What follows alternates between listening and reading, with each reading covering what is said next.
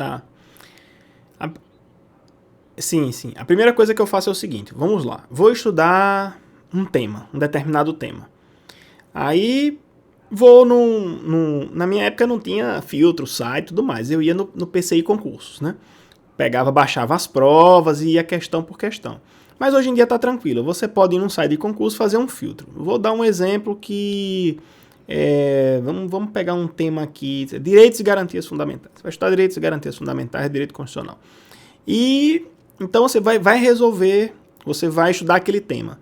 Então a primeira coisa que eu faria é fazer todo o meu estudo direcionado pensando nesse propósito, acertar questões. Então o que é que eu faria? Eu faria um filtro, tá, dessas questões e eu ia ler as questões, sem compromisso em resolver. Eu não quero resolver, eu quero ler as questões. Por que eu quero ler as questões? Mesmo que eu não saiba, a pessoa vai dizer assim, mas eu não sei nada do tema, da matéria. Não tem problema, você vai ler como se estivesse lendo uma revista. Quando você terminar essa leitura dessas questões, você vai estudar o tema em si. Vamos dizer que você vai pegar um livro para estudar, tá?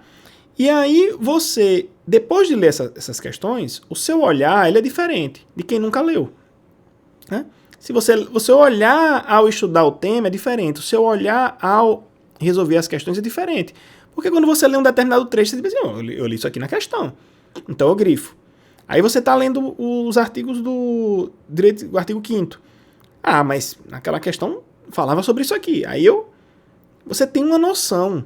O seu olhar no estudo é diferente, né?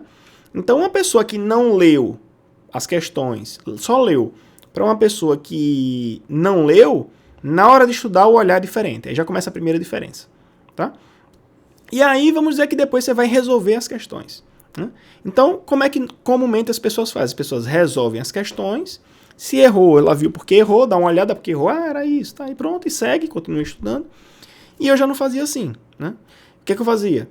Ao resolver as questões, eu queria saber, mesmo que eu resolvesse poucas questões, eu queria saber item por item, por que estava certo e por que estava errado.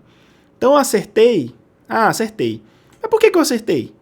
Porque estava no inciso 3º do artigo 5º. Tá, vou lá. Tá aqui mesmo, é isso mesmo. Beleza, é isso mesmo. Esse item aqui, por que eu errei? Eu errei porque tem um aspecto doutrinário em relação a isso. Tá, beleza. Cadê? Onde é que tá isso no livro? Tá lá. Beleza.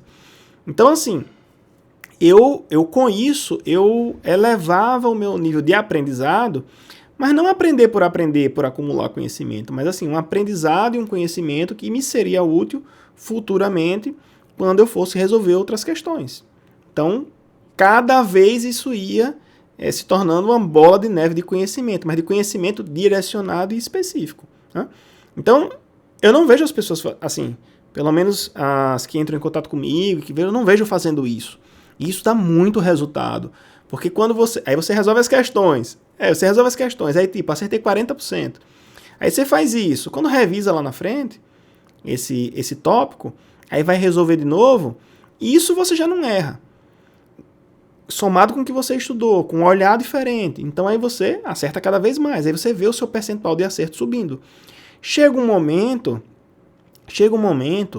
que você vai resolver questões, é quase impossível você não ter uma alta pontuação, né?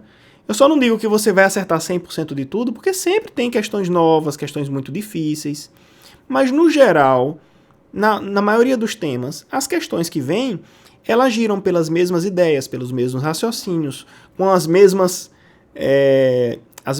pegadinhas, vamos dizer, não acredito em pegadinha, mas as mesmas pegadinhas ou estilo de pegadinha. Então, quando eu percebia que uma coisa me derrubou, porque, olha, ele me perguntou um trecho do código que só porque tem um não aqui, ou porque a linguagem é truncada e confusa, eu errei. Então, quando eu estava lendo o código, aí eu vi um trecho que tinha um não, que tinha um obrigatório, que tinha uma linguagem confusa, já disparava um gatilho na minha cabeça, e isso aqui eles podem cobrar de novo, porque está no mesmo padrão. E se você for ver ao longo quanto mais você resolve questões, você vai vendo que as bancas têm padrões. E aí você vai pegando o jeito. Então, assim, existe uma diferença muito grande em você ser estratégico para o seu objetivo, que é acertar questões, e você achar que concurso é algo que você merece porque você se esforçou muito. Eu me esforço muito, eu estudo muito, eu faço muito, mas chega na hora da prova, não passa, ou tira uma nota ruim e fica frustrado. Isso aconteceu comigo quando eu estudava para analista. Eu comecei, né, vindo da área jurídica, eu disse bem assim, tem que ler os livros, tem que ler os livros. E quanto mais eu li o livro, menos eu acertava. Não é que eu menos acertava, é que eu não conseguia, chegava um ponto ali que eu não conseguia passar aquele ponto. Tipo, 60%, 70%, e analista a gente sabe, né, uma pontuação altíssima que tem que passar. E eu estudava, relia o livro e coisava de novo, e não ia. E por que não ia? Porque as questões de analista da minha época eram uma cópia deslavada dos códigos. E aí, se eu não fizesse um estudo voltado para código, para acertar as questões, eu não ia evoluir. Então, assim, o estudo não está relacionado com o volume de conhecimento que você bota na cabeça, né? Mas, assim, o conhecimento que você coloca na cabeça que você consegue aplicar e resolver as questões.